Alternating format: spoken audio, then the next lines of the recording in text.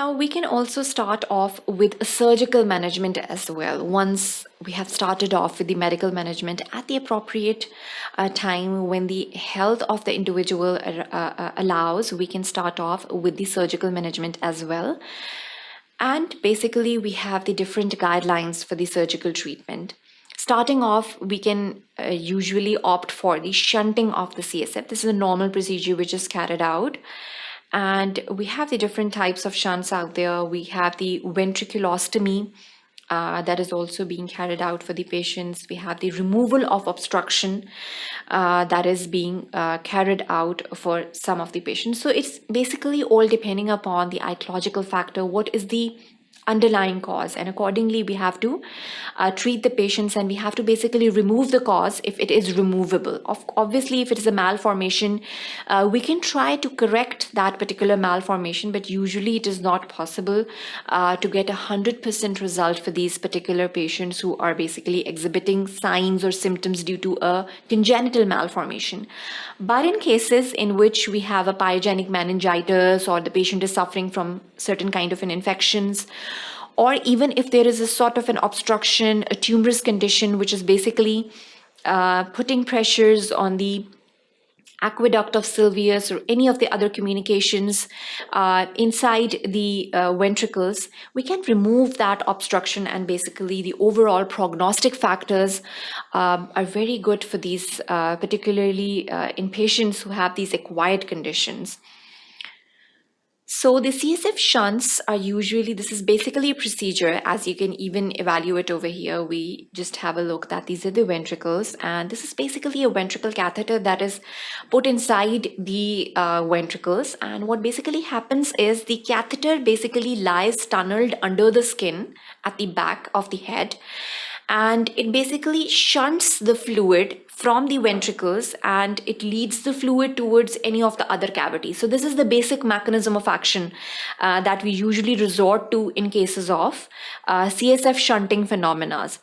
For instance, over here, the tube is emptying the fluid into the chest cavity, or even the peritoneal cavity, or even the pleural cavity. So we have different kinds of shunts out there, depending upon the different cases, or even depending upon the surgeon's own choice. He or she can basically plan out this for his or her patient. So the types of shunts out here can be the ventriculo-peritoneal shunting, which is basically even self-explanatory. The ventricles are being shunted into the peritoneal cavity. It can be the ventriculo-atrial shunting, in which the ventricles are being emptied into one of the atria, specifically the right atrium.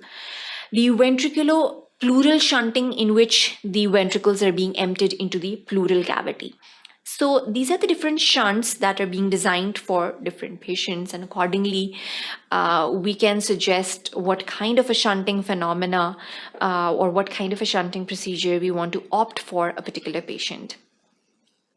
And there are, again, certain complications that are associated with any kind of a treatment. So even the shunting phenomena has its own complications. For instance, as it is a procedure, a surgical procedure, so it's always going to make the patient more prone to the infectious states. The overall immunity is even going to be compromised, and the patient can contract a lot of infections. There can be a kinking, even the shunt can undergo plugging or even separation. So all of these can be a part and parcel of the procedure. Even the shunt might not perform or might not be very successful. It might not work out for that particular patient due to some other reasons. Even in a lot of syndromic babies, the patient might suffer from the malfunctioning of the heart, or the VA shunting, for instance, can have this particular malfunctioning being observed or being coupled up along with this particular phenomena. Then the migration of the tube. So the tube can even shift places, and it is again going to complicate the situation. So you have to constantly observe Once you have done the procedure, you'd have to basically carry out the follow-ups for the patient, and you have to look out for these particular features. You have to maintain the vitals of the individual and look out for the signs, any of the signs which are basically indicative of the fact that the shunting procedure might be suffering from any one of these complications in the particular patient.